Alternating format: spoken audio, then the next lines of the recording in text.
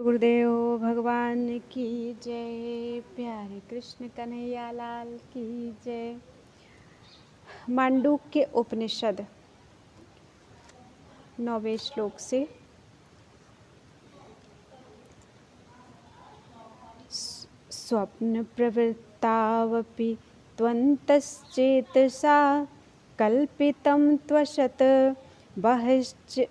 बहिश्चेतो गृहीतं सद दृष्टं वै तथ्यमेतयोः।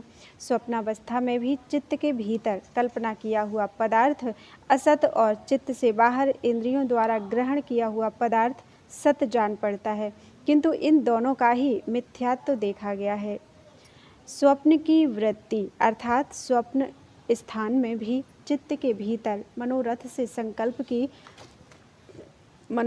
संकल्प की हुई वस्तु असत होती है, क्योंकि वह संकल्प के पश्चात तत्क्षण ही दिखाई नहीं देती। उस स्वप्नावस्था में चित्त से बाहर चक्षु आदि द्वारा ग्रहण किए हुए घट आदि सत होते हैं। इस प्रकार स्वप्न असत्य है, ऐसा निश्चय हो जाने पर भी उसमें सत असत का विभाग देखा जाता है, किंतु चित्त से कल्पना किए हुए इन आंतरिक और बाह्य दोनों ही प्रकार के पदार्थों का मिथ्यात्व देखा गया है। जागृत में भी ये था, स्वप्न में मनः कल्पित और इंद्रिय ग्राह्य दोनों ही प्रकार के पदार्थ मिथ्या हैं। स्वप्न दृष्टांत के अपूर्वत्व की आशंका का निराकरण कर दिया। अब पुनः जागृत पदार्थों की स्वप्न तुल्यता का विस्तृत रूप से प्रतिपादन किया। जागृत में भी दोनों प्रकार के पदार्थ मिथ्या हैं। जागृत वृत्तावपि त्वन्तश्चेतसा कल्पितं त्वशत् बहिश्चेतो गृहीतं सत् युक्तं वै तथ्यमेतयोः। इसी प्रकार जागृत अवस्था में भी चित्त के भीतर कल्पना किया हुआ पदार्थ असत तथा चित्त से बाहर ग्रहण किया हुआ पदार्थ सत समझा जाता है, परंतु इन दोनों ही का मिथ्यात्व मानना उचित है। इन सत और असत पदार्थों का मिथ्यात्व ठीक ही है, क्योंकि हृदय के भीतर या बाहर कल्पित होने से उनमें कोई विशेषता नहीं होती। इन मिथ्या पदार्थों की कल्पना करने वाला कौन है? इस पर पूर्व पक्षी कहते हैं, उभयोरपि वै तथ्यं भेदानां स्थानयोर्यदि क एतान् बुध्यते भेदान् को वै तेषां विकल्पकः।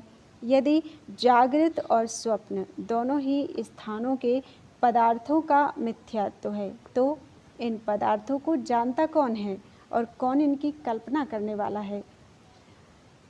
यदि स्वप्न और जागृत दोनों ही स्थानों के पदार्थों का मिथ्यात्व है, तो चित्त के भीतर या बाहर कल्पना किए हुए इन पदार्थों को जानता कौन है और कौन उनकी कल्पना करने वाला है? तात्पर्य यह है कि यदि निरात्मवाद अभीष्ट नहीं है, तो यह बताना चाहिए कि उक्त स्मरण, स्वप्न और ज्ञान अर्थात जागृत का आलंबन कौन है। इनकी कल्पना करने वाला और इनका साक्षी आत्मा ही है। कल्पयत्यात्मनात्मानम् आत्मा देवः स्वमायया स एव बुध्यते भेदान् इति वेदांत निश्चयः।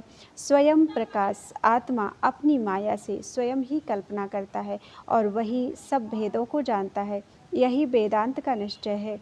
स्वयं प्रकाश आत्मा अपनी माया से रज्जु में सर्प आदि के समान अपने में आप ही को आगे बतलाए जाने वाले भेद रूप से कल्पना करता है और स्वयं ही उन भेदों को जानता है। इस प्रकार यही वेदांत का निश्चय है। उसके सिवा स्मृति और ज्ञान का कोई और आश्रय नहीं है। तात्पर्य यह है कि वैनाशिकों अर्थात बौद्धों के कथन के समान ये ज्ञान और स्मृति निराधार नहीं है। पदार्थ कल्पना की विधि, वह संकल्प करते हुए किस प्रकार कल्पना करता है, सो बतलाया जाता है। विकरोत्य परान् भावान् चित्ते व्यवस्थितान् नियतांश्च बहिश्चित्त एवं कल्पयते प्रभुः।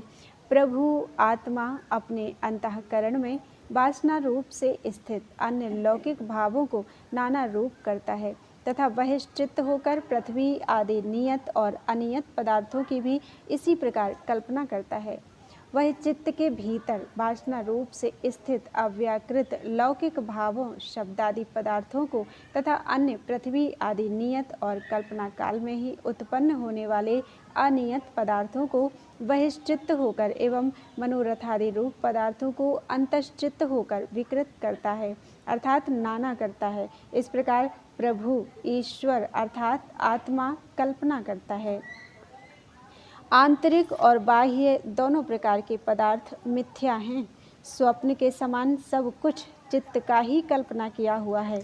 इस विषय में यह शंका होती है क्योंकि केवल चित्त परिकल्पित और चित्त से ही परिच्छेद्य मनोरथादि से बाह्य पदार्थों की अन्योन्य परिच्छेद्यत्व रूप विलक्षणता है।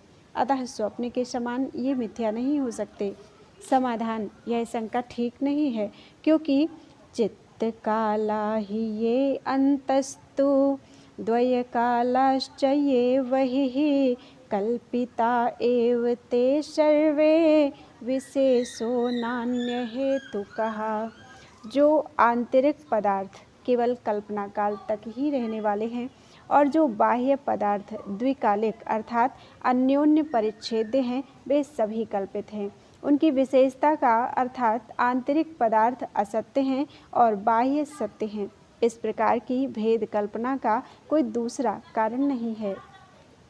जो आंतरिक हैं अर्थात चित्त परिच्छेद्य हैं वे चित्तकाल हैं। जिनका चित्तकाल के सिवा और कोई काल परिच्छेदक ना हो उन्हें चित्तकाल कहते हैं अर्थात वे केवल कल्पना के समय ही उपलब्ध होते हैं तथा बाह्य पदार्थ दो काल वाले भेद कालिक यानी अन्योन्य परिच्छेद हैं। जैसे गोदोहन पर्यंत बैठता है यानी जब तक बैठता है तब तक गौ दोहता है और जब तक गौ दोहता है तब तक बैठता है, उतने समय तक यह रहता है और इतने समय तक वह रहता है। इस प्रकार बाह्य पदार्थों का परस्पर परिच्छेदकत्व है अतः वे दो काल वाले हैं किंतु आंतरिक चित्तकालिक और बाह्य द्विकालिक ये सब कल्पित ही हैं। बाह्य पदार्थों की जो द्विकालित्व रूप विशेषता है वह कल्पितत्व के सिवा किसी अन्य कारण से नहीं है। इस विषय में भी स्वप्न का दृष्टांत है अर्थात जागृत के समान स्वप्न के भी चित्त परिकल्पित पदार्थ कल्पना कालिक और बाह्य पदार्थ द्विकालिक ही होते हैं परंतु वे होते दोनों ही मिथ्या हैं। इसी प्रकार जागृत में भी समझो।